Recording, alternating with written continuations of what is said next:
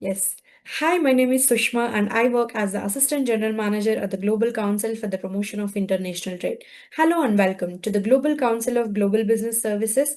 Today, the global business services landscape is undergoing a significant transformation. Organizations are moving beyond traditional shared services and increasingly embracing global capability centers, intelligent automation, artificial intelligence, digital transformation, data driven operations, and strategic business services to build more agile, resilient, and future ready enterprises.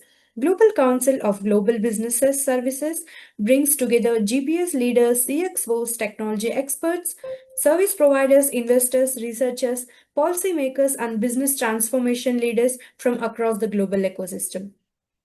Through this initiative, we aim to connect global leaders, accelerate knowledge exchange, encourage cross border collaboration, and support the next generation of global business services and capability centers.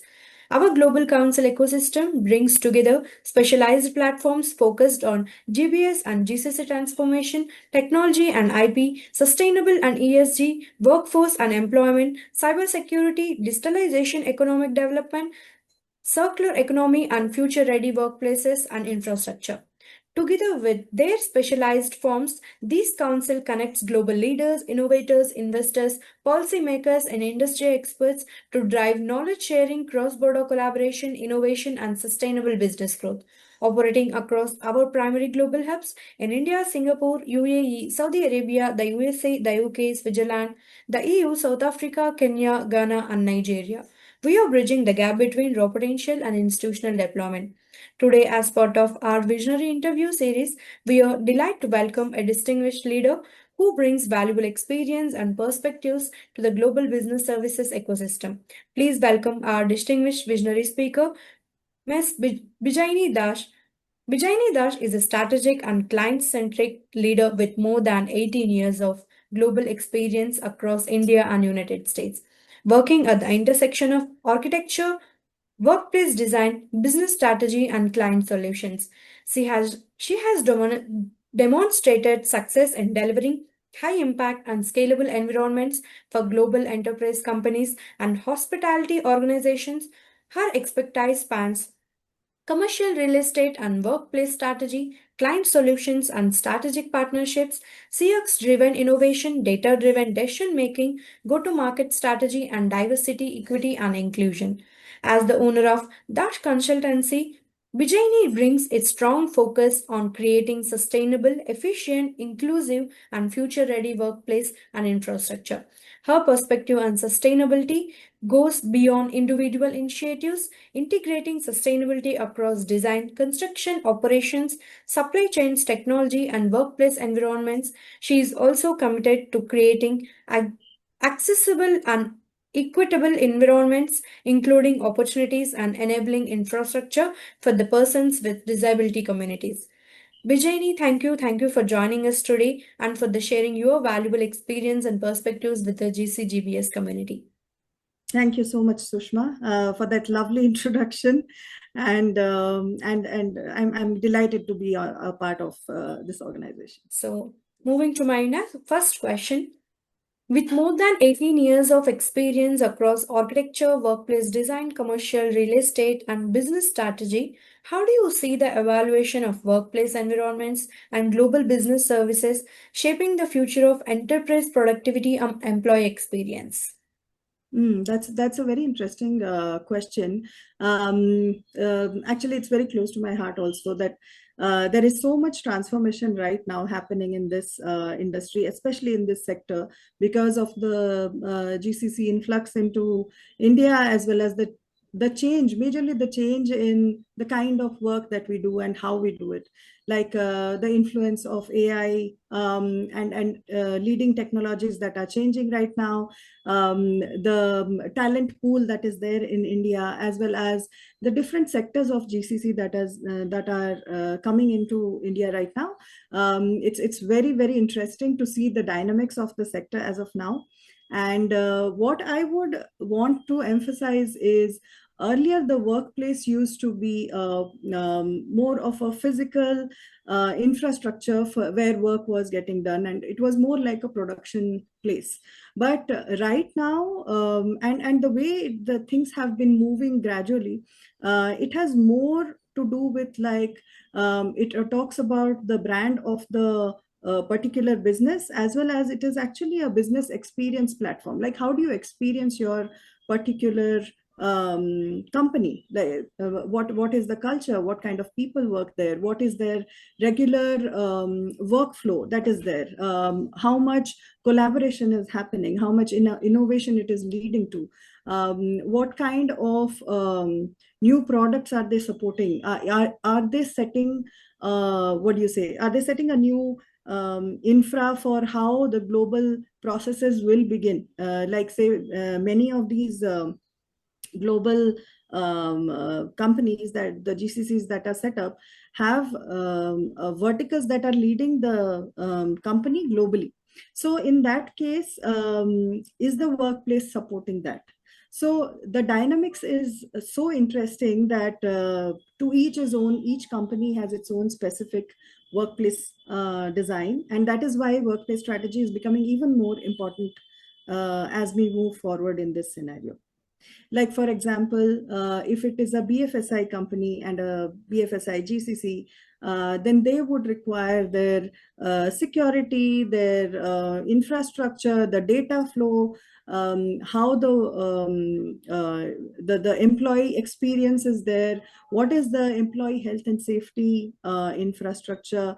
So all of these details are looked into for a particular company. Now, when it becomes a media company, there might be a different culture, a different workflow towards which the workplace has to be designed. And that's why the strategy has to aim towards that.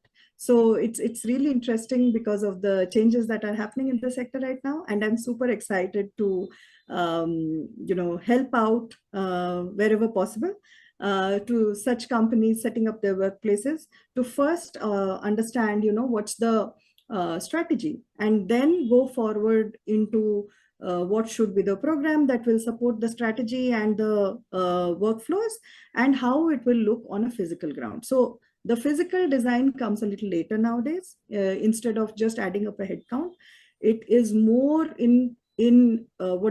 much more in synergy with the kind of workflows that a company has. So that's my submission on this. Yes, thank you. Thank you for sharing those valuable insights. So it's clear that the future workplace will need to balance business performance and the employee experience and the technology itself. So let's move to my next question. You have extensive experience in workplace strategy and sustainable environments. What practical strategies can organizations adopt to create workplaces at the energy efficient, adaptability, technology enabled, and aligned with long-term business goals? Yeah, thank you. So, I'm glad you brought this up because, sustainability is a big part of workplace as of now, because the amount of leasing that is happening right now in India, as well as all across the world, but majorly I'll focus on India. Last year, there was about 85 million square feet of commercial workplace which was leased. This year, we are expecting about 75 million square feet to be leased, but if you ask me, I think it will cross that too. And when we are leasing such amounts, right? And I personally feel, and I'm sure many of us will agree, that there is no other way than being sustainable, because the amount of footprint that we are consuming. So earlier, yes, sustainability used to be treated as a checkbox, but right now it is a necessity. It's not even an option, especially in terms of water consumption, energy consumption, all of that. So there are many checkboxes that many guidelines that we can look at, like say well certifications or LEED certifications. I'm personally a LEED certified architect, and in that we look at not only how the building performs after it is constructed, but we look at the location of the building also, like, is it a greenfield site? Is it a brownfield site? There's also a lot of grade A assets which are there in the market, which with a little bit of retrofit can come up to the standards. So looking at such assets is the start of like how to build a sustainable workplace, if that is a feasible option that you have. Apart from that, how to connect these workplaces where a lot of FT is working and they are flowing out, and as we can see, there's a lot of traffic congestion. So how do we connect them to mass transport so that overall the city is also able to breathe while supporting all these businesses? So that is also a part of sustainability, which is very interesting. Apart from that, there are, like I said, after it's built up, how much energy it is consuming to function, how much water it is consuming to function. And this is something that is a pre-thought. It is very difficult to address all of this after the building is built or after the fit outs are built. This is much ahead, like even at the strategy level. In those cases, what can be easily done is, because of the availability of technology right now, and also AI, there's IoT. So using gadgets which are already built to a certain level, where they are using less energy and yet being efficient, actually selecting those is very important. Apart from that, having a monitoring system like a BMS system, which is looking at the functionality and the optimal functioning of each of these equipments which are built into the system, and trying to make them function in a way depending on what kind of population is actually working in the building. So in those cases, the energy efficiency is high. And also having this monitored on a 24/7 basis using cloud and AI tools is something that can be easily implemented nowadays, and it's not even that costly. Similarly, utilization mapping, like through sensors, checking out like which spaces are more utilized and which are not, and if some places are required in the program as well as they're not that frequently used, having sensors put in there is a important way to solve the problem. In that case, again, the energy consumption in those particular spaces is more optimal. Another thing is looking at employee experience, like not having HVAC when HVAC works and cooling is happening, having temperature sensors more in frequency in such cases. Like, say, suppose somebody is sitting next to the facade of the building, they might feel a little warm when during the daytime, while the ones who are sitting a little inside. So in those cases, if there is a temperature sensor which is maintaining the ambient temperature to say 24 degrees or whatever the strategy is, then that again makes the overall employee experience great, at the same time parallelly using optimal energy. So these are like very easy to install tools, because it is available in the market. That kind of technology is there, and it's impressive that everybody has the mindset to go towards sustainability, as well as the technology has also caught up at the same time, which is very interesting. And that's why the practice has become very common nowadays. Another thing is to solve for water, like usage of water. Having water efficient systems in your restrooms, and whether restroom banks, or whether it is a pantry, having water efficient systems there, which also like work towards gray water circulation, gray water treatment, and then you use it for your landscape, or the flush water. In those cases, again, the water consumption of the building can be brought down quite a lot. Similarly, also all of this can be built into, and there has to be the base, which is basically ownership. So if the employees themselves are, educated and made aware of how to be, how they can contribute to energy efficiency while using the workspace, that's the last bit and the most important bit, because anything can be planned, but if it is not used in a certain way, the results may not be optimal. So having regular awareness and education systems for the employees or the users of the building is an absolute must. And again, there are many organizations who support on this and working towards this. So we can tap into those resources or develop a resource in-house and make these systems really functional and have eventually a very efficient building. Yeah. So yeah. Thank you. That's very practical perspective. Creating future-ready workplaces requires more than the physical infrastructure. So it Absolutely. requires strategic planning, technology and sustainability, as deep understanding of how people work on Yes. people understandings. Yeah, thank you for sharing those insights. Moving to our next question. You have strongly advocate for diversity, equity, and inclusion, including creating opportunities and enabling infrastructure for persons with disabilities. How can organizations design more inclusive workplaces that genuinely support diverse talent and improve employee agreement and productivity? Sure. Actually, this question is really close to my heart, and I'm happy that we are addressing this on such a forum. I personally feel deeply, somebody who needs to take this particular motive forward, and I'm a big advocate of diversity and inclusion. I also work with another organization which is called India Inclusion Summit. I would like to take a little bit to talk about that. So India Inclusion Summit is an event which happens once a year, and this is the largest PWD community event where the participation is huge from the community itself and the caregivers.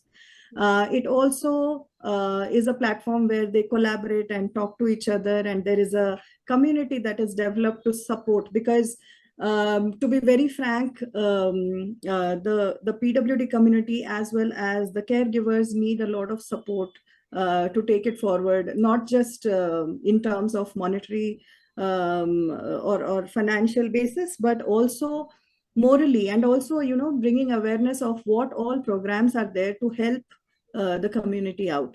And it is they also talk about how to bring in employment and engagement in the regular field, so that they can be economically independent also, depending on the kind of skill set that are there.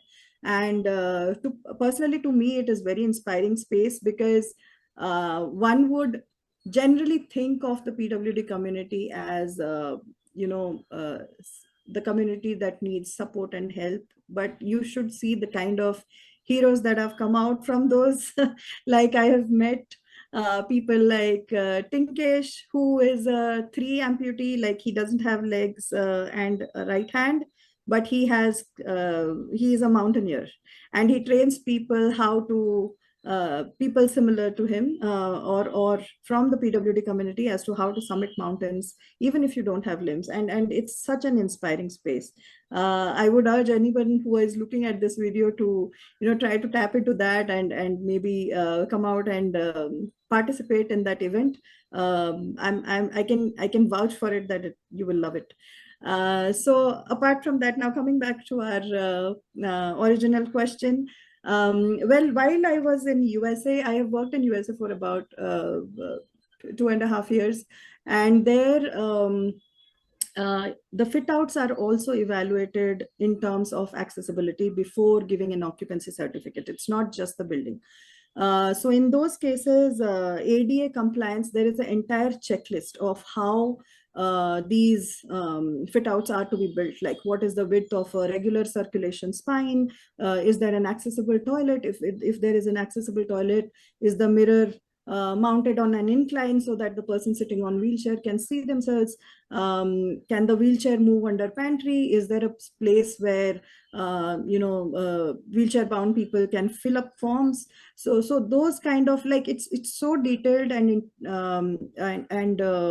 yeah, descriptive that it actually helps you plan the entire workspace for the user group coming from such a community. Apart from that, they also address the neurodiverse section. And that was my first exposure to ADA, and frankly, I developed a respect after going through the checklist. Like, it's so beautifully designed. Having used that in US, I wanted to do as much in our back in India also, and try to influence wherever possible. So as you all know that I was with WeWork in client solutions, heading client solutions for last 6 years. The regular fit out is ADA compliant already, because it's a global fit out. However, we kept improvising further and further, because there's no limit to how much accessible can you make a place, right? So we kept improvising on that. Apart from that, developing a checklist for base build assets, where how is the entrance, how is the parking, is the gate accessible to a public transport, are people able to commute till that particular end, what is the last mile connectivity for the particular asset. Checking these things really helps, because if you want to make a fit out accessible, we have to look at the options, or the pathway that leads to the fit out. So obviously building those into the checklist is something that we developed while being there. Similarly, for any real estate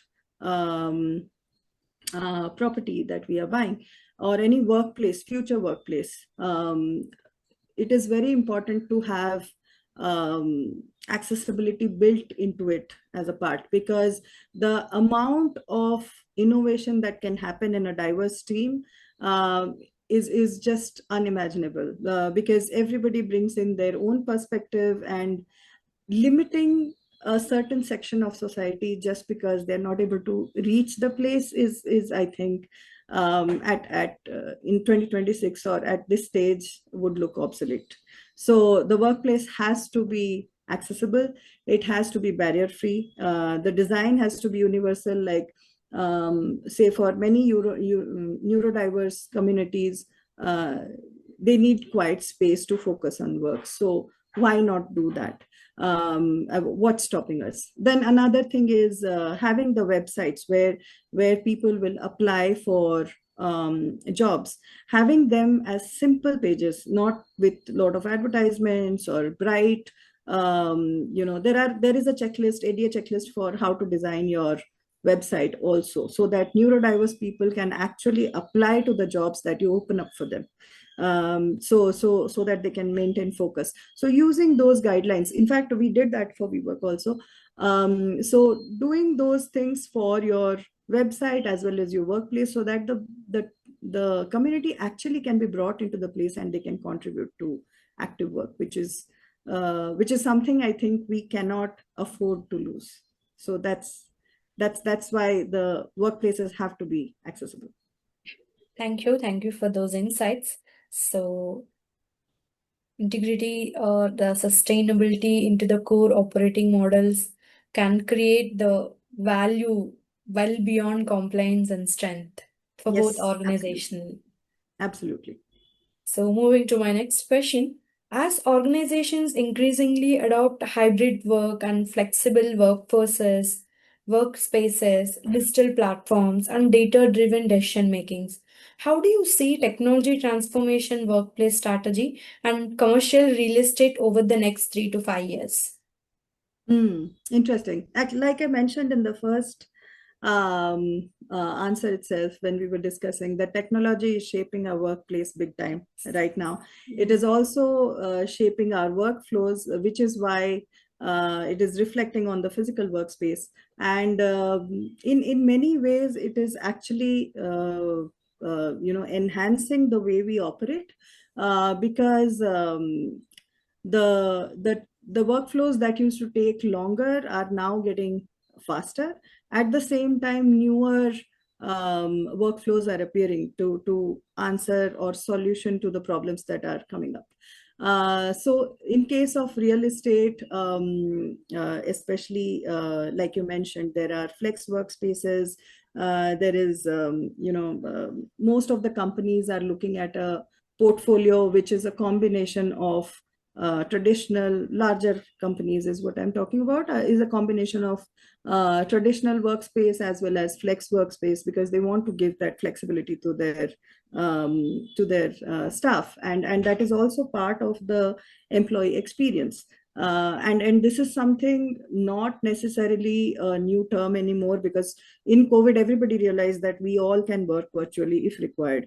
And after that, we also realized that everything virtual is not very productive.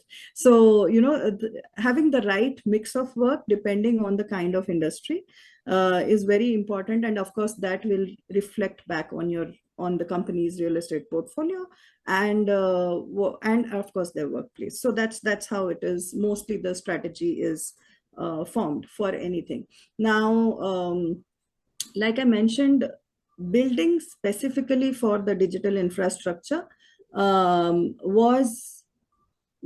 is a recent development, because earlier we used to build for digital infrastructure as a support system. Like there would be an IT room and there would be physical networking done and stuff like that. But now with most of the teams having a part of their the employees, there would be FTEs, and there would be contractual employees, and there would be some AI bots. So that's how most of the teams are now structured. And technology has almost become like a teammate right now. So it's not a backbone infrastructure that supports work. It is contributing on a very, very active level. And in that case, the workplace has to also plan for that. Like, say, suppose having a tier 3 or tier 2 data center, depending within the building, depending on the kind of workplace that is happening, that is supposed to be built, and also having a cybersecurity team or a central IT team sitting and not only taking care of the breakdowns, but also seeing that what kind of data is flowing in, what is the data security level that is required, is it being maintained, what kind of data needs to be accessed by which employee, because some of the employees would be the contractual employees, and some of the employees would be AI bots. So, what data should be accessible to which, who should be able to access these data is also very important. And in that way, the infrastructure has to be built around it. Similarly, there would be, what I feel is there would be very soon, new work typos, like say, typologies, like say, suppose we used to have meeting rooms, we used to have boardroom, classroom, workplaces, and basically the desking area, which is the work production area, was generally at 55 to 45 to 55 kind of a percentage of footprint of a particular workplace. That might just shrink, and we might have new typologies like libraries, labs, or even like project focused war rooms, where all the employees of that particular project come together and solve it in a timely manner and move out.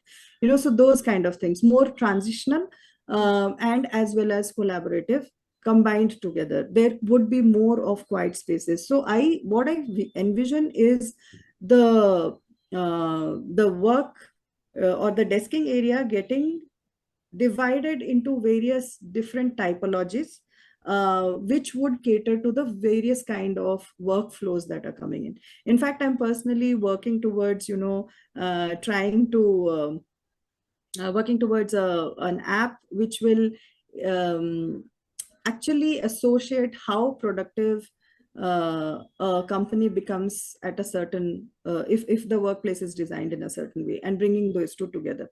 Right now, what we say is, if the workplace is designed in a certain way, then the workforce becomes more productive, but there's not really a tangible number that is shown that, okay, by this percentage the productivity will go up, or by this percentage the attendance will go up, or the attrition will come down. But we're working towards an app which can actually give you a certain range of how much this particular headings would affect. And then this would also indirectly call out, like, what is the ROI of having that workplace there. So these kind of things can be done now, and we can actually imagine doing this because of the new technologies like AI and other innovations that are happening in the market. So we are still learning, all of us, and we are seeing new things happening each day, and trying to be abreast of what's happening. But yeah, it's a very interesting time to be in, to be very frank. Thank you. Those are some excellent points. So, inclusive workplace strategies can play an important role in employee well-being, productivity, and innovation, and creating strong organizations culture. Yes, So, absolutely.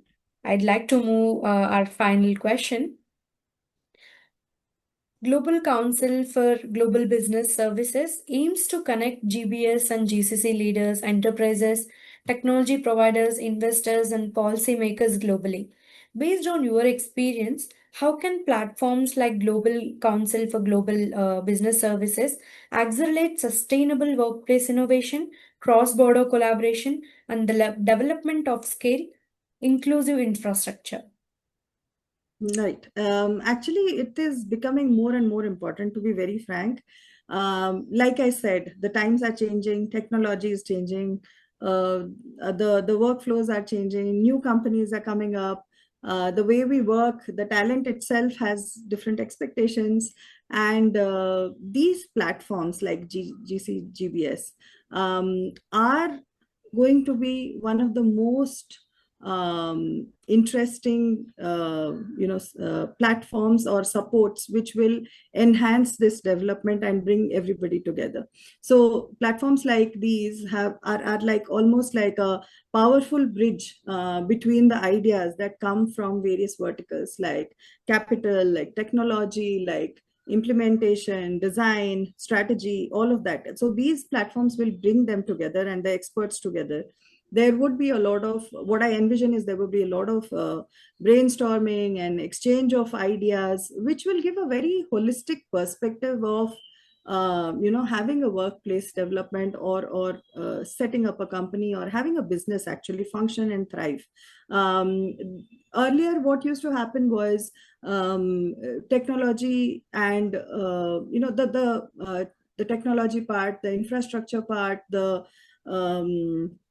what can I say, the workplace itself, they were sort of in a silo. Of course, there were interactions, but this will only take it forward and enhance it further, which is the need of the hour, because the amount of change that's happening, the speed of change that's there, without collaborating and having a actually conglomerate of experts working together, we may not be producing the optimal workplace, or the space for what's going to happen in future. So to cater to the future, you want visionaries, and you want experts in different fields to come together, and maybe during this interaction there would be like scalable global models which can be developed, and these can be taken forward and implemented in various countries, which is actually what the intent of GCGBS platform is, right? To